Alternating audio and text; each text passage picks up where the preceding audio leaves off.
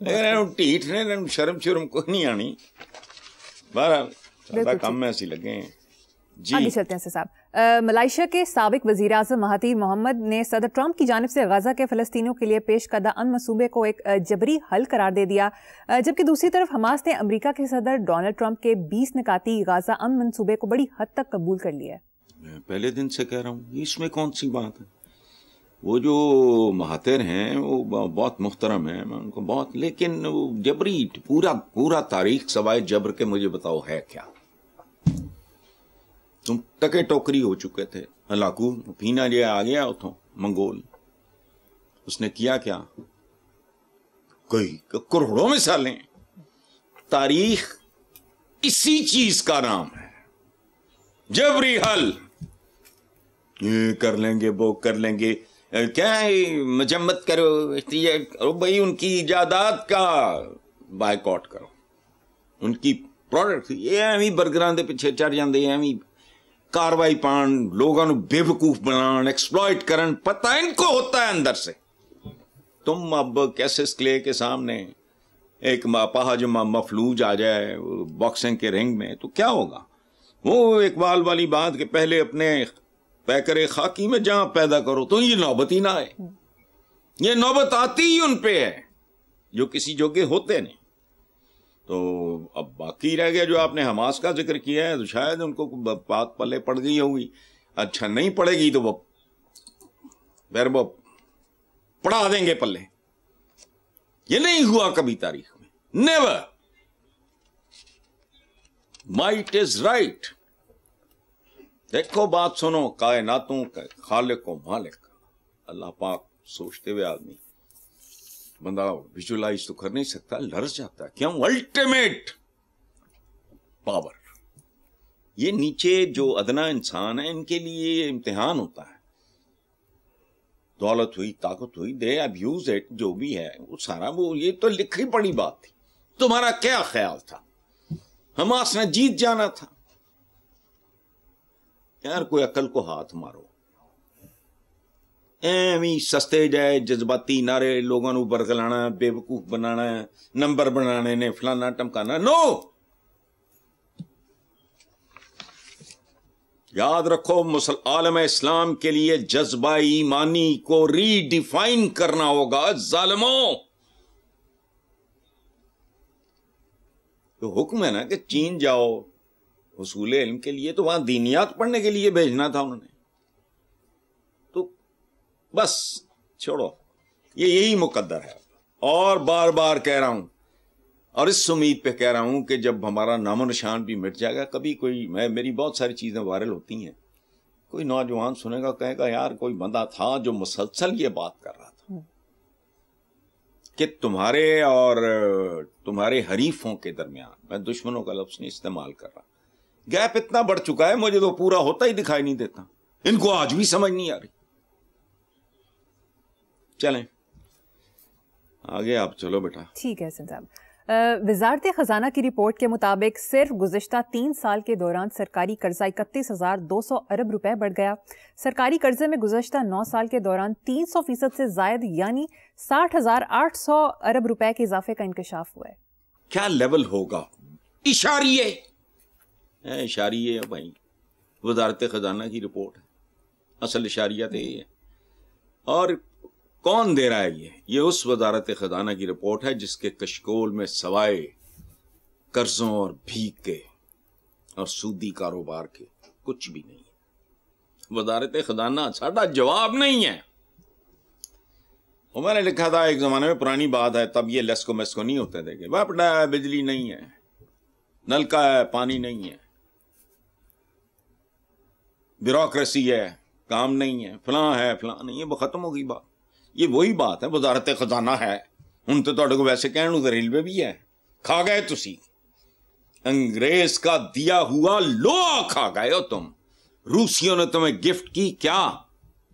Steel مل، تم وہ بھی کھا گئے. لوہا خور آتا نہیں. اچھا آپ نے جو بات کی ہے یہ اس کو تھوڑا سا میں بڑھاوا دینا چاہ رہا ہوں جی. نیلے پہ دیلا نہیں ہے، نیلے پہ دیلوں کی قطار ہے. اب ایک بات بہت دھیان سے سنو، کئی غیر ملکی کمپنیز پاکستان سے پیک اپ کر چکی ہیں، باقی جو ہیں تیار بیٹھی ہیں، اور وہ 1 2 3 4 نہیں ہیں، اتنی ہیں کہ مجھے نام بھول گئے، ایک تو میری یادداشت اب۔ اچھا اب چلو دوسری طرف، وہ تو غیر ملکی کمپنیاں تھیں، اور یاد رکھنا وہ بہت دور تک دیکھ سکتی ہیں، ورنہ 25 کروڑ کا ملک، بہت بڑی منڈی ہے یہ، وہ بہت دور تک دیکھ رہے ہیں۔ آگے مقامی طور پہ ہمارا حال کیا ہے کہ ٹیکسٹائل ہمارا پرائیڈ تھا، کبھی مینچسٹر کہتے تھے لائل پور کو، جس کو پتہ نہیں کس نے فیصل آباد، ویسے نہیں اچھا لگتا، لائل پور میں کو مینچسٹر کہتے تھے۔ تو اب بے تحاشا ٹیکسٹائل کے یونٹس جو ہیں وہ بند ہو رہے ہیں۔ ان ساری چیزوں کو ذہن میں رکھتے ہوئے بہت معاملہ دور تک جا سکتا ہے۔ میں صرف ایک چیز کی نشاندہی کروں گا کہ اس ملک میں بے روزگاری کے اندر جو اضافہ ہوگا، بیکاری اور بے روزگاری یہ جرائم کی ماں ہیں۔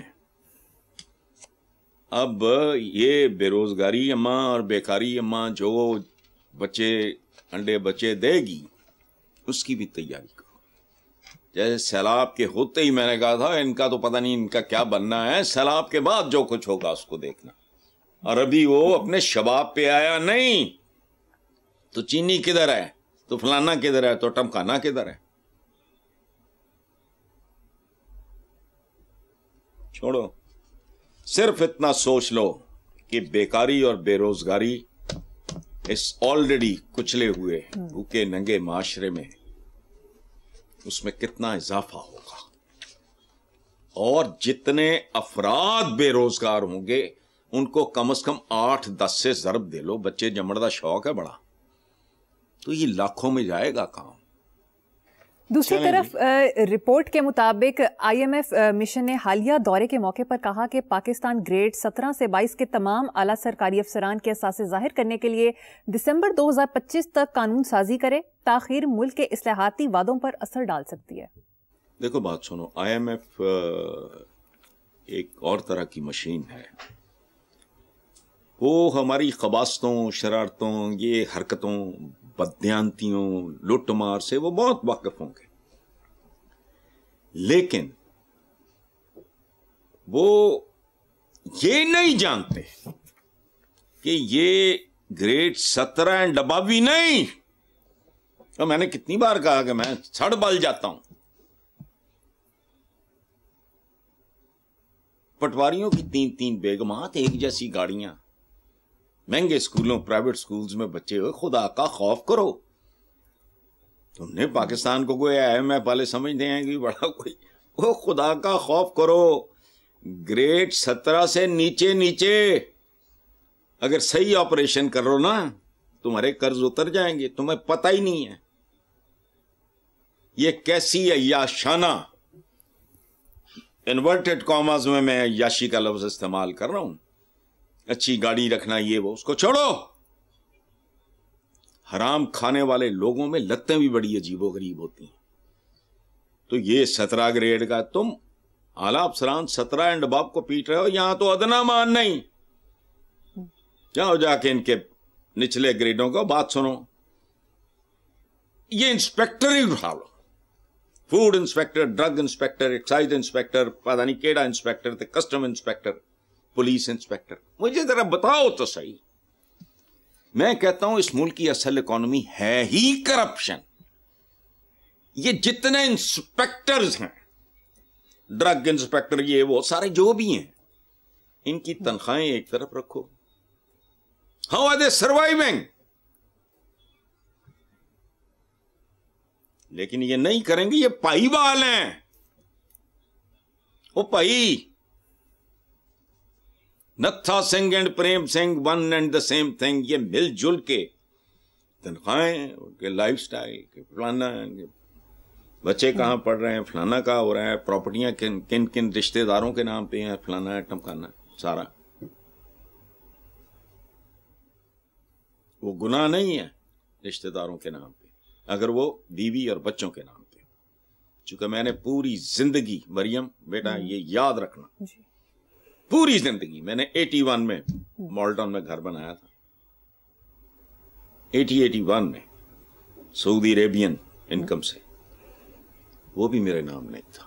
کبھی نہ اپنے گھر پہ نیم پلیٹ لگائی ہے، اپنے نام کی تختی نہیں، اور کبھی کوئی پراپرٹی نہیں. My wife and my children they own it. وجہ میں نے یہ سارا تردد ان کے لیے کیا، میری اپنی زندگی بہت محدود.